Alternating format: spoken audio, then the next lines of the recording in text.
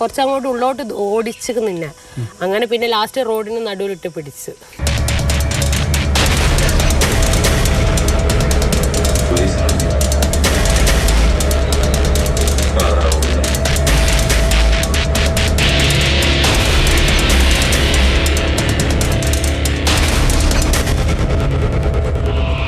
ചേച്ചി അപ്പോൾ എല്ലാവരും കൈയടിക്കുകയാണ്. എന്താണ് അന്ന് ബസ്സിൽ നടന്നത്?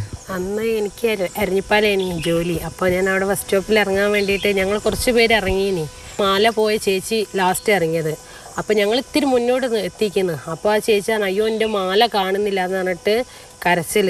അപ്പോൾ ഞങ്ങൾ കുറച്ചാളടുത്തേക്ക് ഈ ചേച്ചി ഓടി വന്ന് മാല കാണുന്നില്ല പറഞ്ഞ് ഇങ്ങനെ തപ്പി. അന്നപ്പോൾ കണ്ടക്ടർ ചോദിച്ച് നിങ്ങളെ കഴുത്തിൽ എൻ്റെ കഴുത്തിലുണ്ടേനി സാധനം. ഇപ്പോൾ കുറച്ച് മുന്നേ കൂടി ഞാൻ നോക്കിയപ്പോൾ കഴുത്തിലുണ്ടേനി എന്നാണ്. അപ്പോൾ കണ്ടക്ടർ നിങ്ങളൊന്ന് തപ്പി നോക്കി കയറിയിട്ട് നോക്കി എന്നാ. അങ്ങനെ ആ ചേച്ചി കയറി നോക്കി ഇങ്ങനെ ബസ്സിൻ്റെ അകത്ത് നോക്കി. തമിഴ് സ്ത്രീൻ്റെ കയ്യിൽ നിന്ന് വീണുപോയി. ഇതിലെങ്ങനെ താഴോട്ടിട്ട്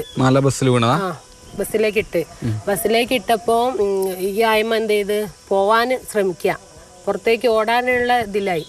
അങ്ങനെ ഡോറിൻ്റെ തിരുകൂടി മുന്നോട്ടേക്ക് വന്നിട്ട് ഓടാനുള്ളത്. അപ്പം പോലീസിനെ വിളിക്കുന്നതാണ്. അവിടുന്ന് ആൾക്കാർ മൊത്തം ബസ്സിലെ കണ്ടക്ടറും പറഞ്ഞു നിങ്ങൾ പോലീസിനെ വിളിച്ചോളി.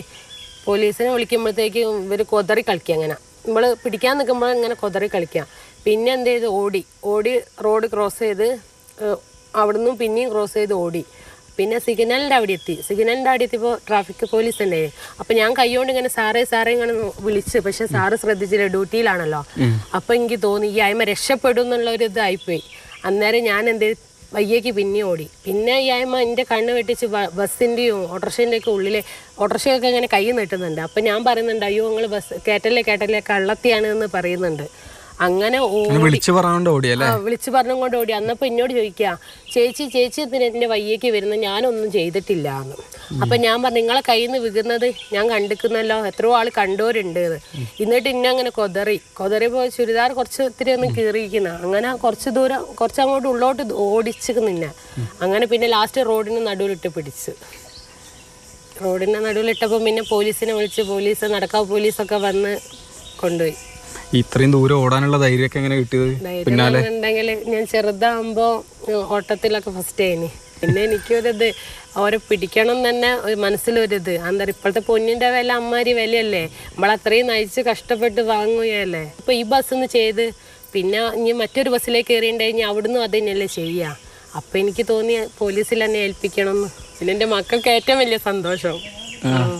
എൻ്റെ മൂത്ത മോളിപ്പോ ഇവിടെ ഇല്ല. മൂത്ത മോൾക്ക് ഭയങ്കര സന്തോഷമായി.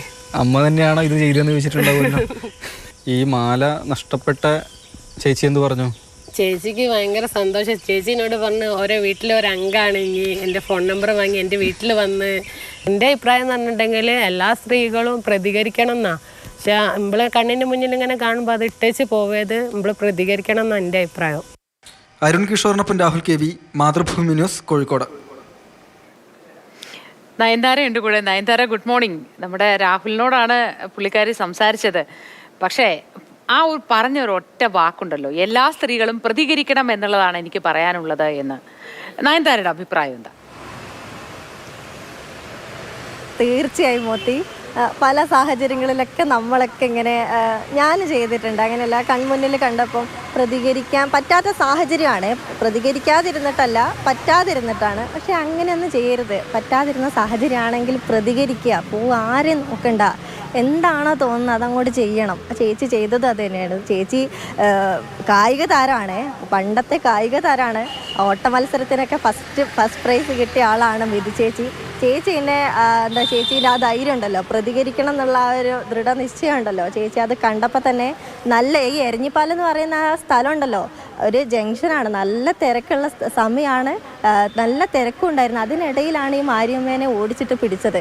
പിന്നെ അതിനിടയിൽ ചേച്ചി പറയുന്നുണ്ടല്ലോ, ആ ഡ്രസ്സ് CCTVൻ്റെ ഒരു ദൃശ്യം ഉണ്ടായിരുന്നു. ഡ്രസ്സ് ഇങ്ങനെ പിടിച്ച സമയത്ത് കുറച്ച് കീറിപ്പോയിട്ടുണ്ടായിരുന്നു. അപ്പം ചേച്ചിയുടെ വസ്ത്രം ഉപയോഗിച്ചിട്ട് തന്നെ ആ മാരിയമ്മേനെ പൊതിഞ്ഞിരുന്നു ആ ചേച്ചി. അങ്ങനെയും പറയുന്നുണ്ട്.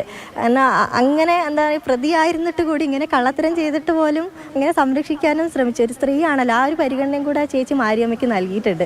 ശരിക്കും ആ പരിഗണന ഒന്നും അർഹിക്കുന്നില്ല. കാരണം ചേച്ചി പറയുന്നത് പോലെ എന്ത് വലിയ കള്ളമാണ് ചെയ്തത്. ഒരു ബസ്സിനകത്ത് നിന്ന് മാല പൊട്ടിച്ചു.